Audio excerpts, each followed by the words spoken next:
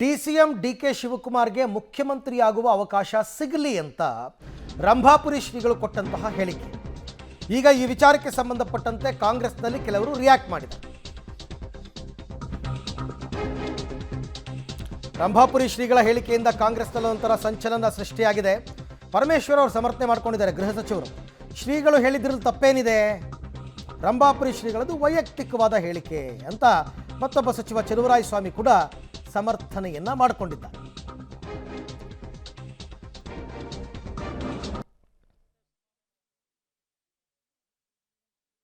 ನಿರ್ಣಯ ಆದಂಥ ರೀತಿಯಲ್ಲಿ ನಡ್ಕೊಂಡ್ರೆ ಈಗಿರುವಂಥ ಮುಖ್ಯಮಂತ್ರಿಗಳಿಗೆ ಮತ್ತು ರಾಷ್ಟ್ರೀಯ ನಾಯಕರಿಗೆ ಮತ್ತಿಷ್ಟು ಕಾಂಗ್ರೆಸ್ಸಿಗೆ ಶ್ರಮಪಟ್ಟು ಜಯ ತಂದು ಕೊಟ್ಟಂಥ ಡಿ ಕೆ ಶಿವಕುಮಾರ್ ಅವರಿಗೆ ಆ ಉನ್ನತ ಸ್ಥಾನ ಸಿಕ್ಕರೆ ಅವರು ಕೂಡ ಸಮಾಧಾನ ಆಕತಿ ಮತ್ತು ಇನ್ನೂ ಹೆಚ್ಚು ಕೆಲಸ ಮಾಡಲಿಕ್ಕೆ ಪ್ರೇರೇಪಣೆ ಆಗ್ತೈತಿ.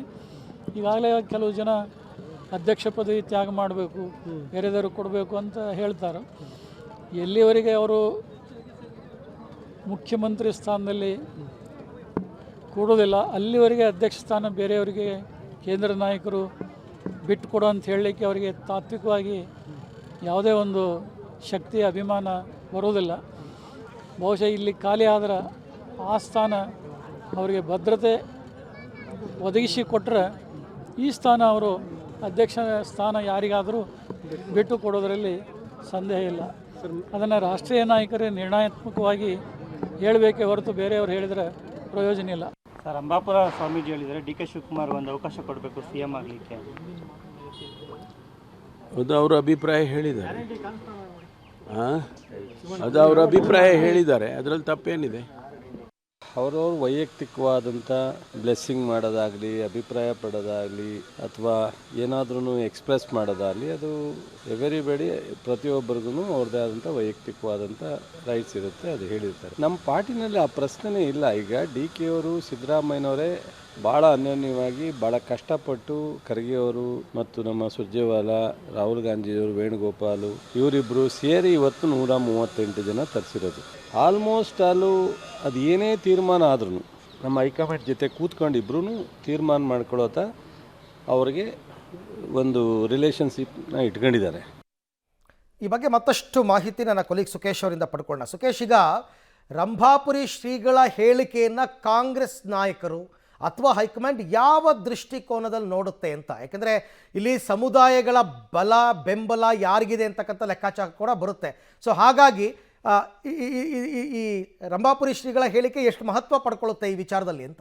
ಅರವಿಂದ್, ಹಾಗೆ ನೋಡೋಕೆ ಹೋದರೆ ರಂಭಾಪುರಿ ಶ್ರೀಗಳು ಒಂದು ಹೇಳಿಕೆಯನ್ನು ಕೊಟ್ಟಿರುವಂಥದ್ದು ಒಂದು ಕಡೆ ನಿನ್ನೆ ಕಾರ್ಯಕ್ರಮದಲ್ಲಿ ಒಟ್ಟಿಗೆ ಇದ್ದರು ಡಿಸಿಎಂ ಡಿ ಕೆ ಶಿವಕುಮಾರ್ ಅವರು. ಆನಂತರ ಅಲ್ಲಿಂದ ಹೋದ ನಂತರ ಹೇಳಿದ್ರು ಅನ್ನುವಂಥದ್ದು.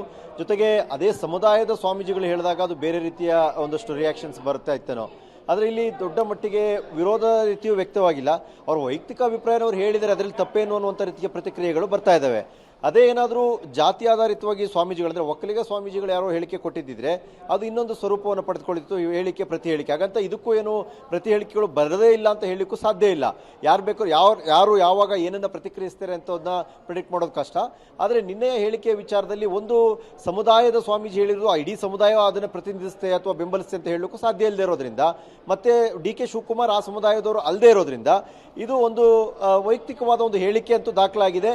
ಅದನ್ನು ರಾಜಕೀಯವಾಗಿ ಹೇಗೆ ಸ್ವೀಕರಿಸ್ತಾರೆ, ಯಾರ್ಯಾರು ಹೇಗೆ ಸ್ವೀಕರಿಸ್ತಾರೆ ಅನ್ನೋದ್ರ ಮೇಲೆ ಒಂದಷ್ಟು ರಿಯಾಕ್ಷನ್ಗಳು ಬರಬಹುದೇ ಹೊರತು ತುಂಬ ದೊಡ್ಡ ಮಟ್ಟಿಗಿನ ಪರಿಣಾಮ ಬೀರಬಹುದಾದಂಥ ಹೇಳಿಕೆ ಅಥವಾ ಮತ್ತೊಂದು ರೀತಿಯ ವಿವಾದವನ್ನು ಹುಟ್ಟುಹಾಕಬಹುದಾದಂಥ ಹೇಳಿಕೆ ಅಂತ ಸದ್ಯಕ್ಕಂತೂ ಅನಿಸ್ತಾ ಇಲ್ಲ. ಅರವಿಂದ್, ರೈಟ್.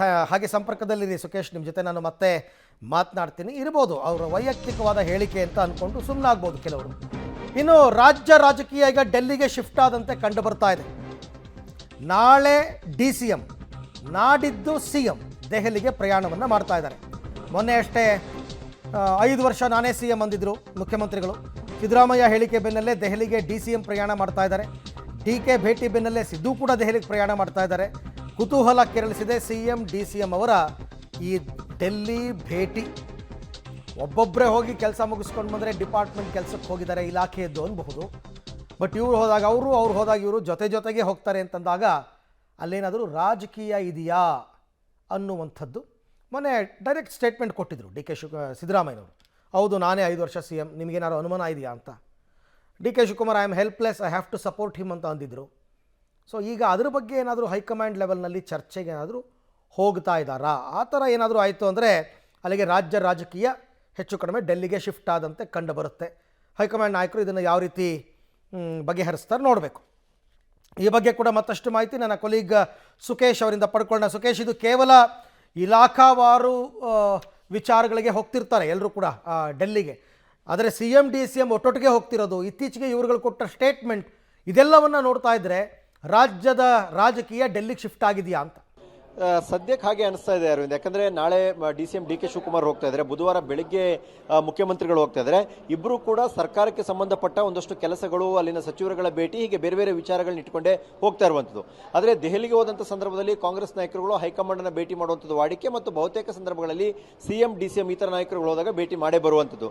ಅಲ್ಲದೆ ಸಮಯಾವಕಾಶವೂ ಕೂಡ ಇರೋದ್ರಿಂದ ಅಲ್ಲಿ ಹೈಕಮಾಂಡ್ ನಾಯಕರು ಅಥವಾ AICC ನಾಯಕರುಗಳ ಭೇಟಿಗೆ ಅವಕಾಶವನ್ನು ಮಾಡಿಕೊಟ್ರೆ ಇಬ್ಬರು ಒಟ್ಟಿಗೆ ಇರೋದ್ರಿಂದ ಸಹಜವಾಗಿ ಒಂದಷ್ಟು ವಿಚಾರಗಳು ಚರ್ಚೆ ಆಗ್ಬೋದು. ಅದು ಇತ್ತೀಚೆಗೆ ರಾಜ್ಯದಲ್ಲಿ ಆದಂಥ ಬೆಳವಣಿಗೆ, ಅಥವಾ ನಾಯಕರುಗಳು ಆಡಿದಂಥ ಮಾತಿರ್ಬೋದು, ಅಥವಾ MLC ವಿಚಾರದಲ್ಲಿ ಫೈನಲ್ ಆಗಬೇಕಾಗಿರುವಂಥ ವಿಚಾರ ಇರ್ಬೋದು, ಅಥವಾ ಹೀಗೆ ಬೇರೆ ಬೇರೆ ವಿಚಾರಗಳು ಇರ್ಬೋದು. ಹಾಗಾಗಿ ಇಬ್ಬರೂ ಸಹ ಒಟ್ಟಿಗೆ ದೆಹಲಿಗೆ ಹೋಗುವಾಗ ಬೇರೆ ಬೇರೆ ಕೆಲಸಕ್ಕೆ ಹೋದರೂ ಕೂಡ ಹೈಕಮಾಂಡನ್ನು ಭೇಟಿ ಮಾಡುವಂಥ ಮತ್ತು ಒಟ್ಟಿಗೆ ಭೇಟಿ ಮಾಡುವಂಥ ಸಾಧ್ಯತೆಗಳು ಕೂಡ ಹೆಚ್ಚಿನಾಗಿ ಕಾಣಿಸ್ತಾ ಇದೆ. ರೈಟ್, ಥ್ಯಾಂಕ್ ಯು ಸುಕೇಶ್, ತಮ್ಮೆಲ್ಲ ಮಾಹಿತಿಗೆ ಧನ್ಯವಾದ. ನೋಡೋಣ, ಇಬ್ಬರು ಕೂಡ ಈಗ ಡೆಲ್ಲಿಗೆ ಹೋಗಿ ಬರ್ತಾರೆ.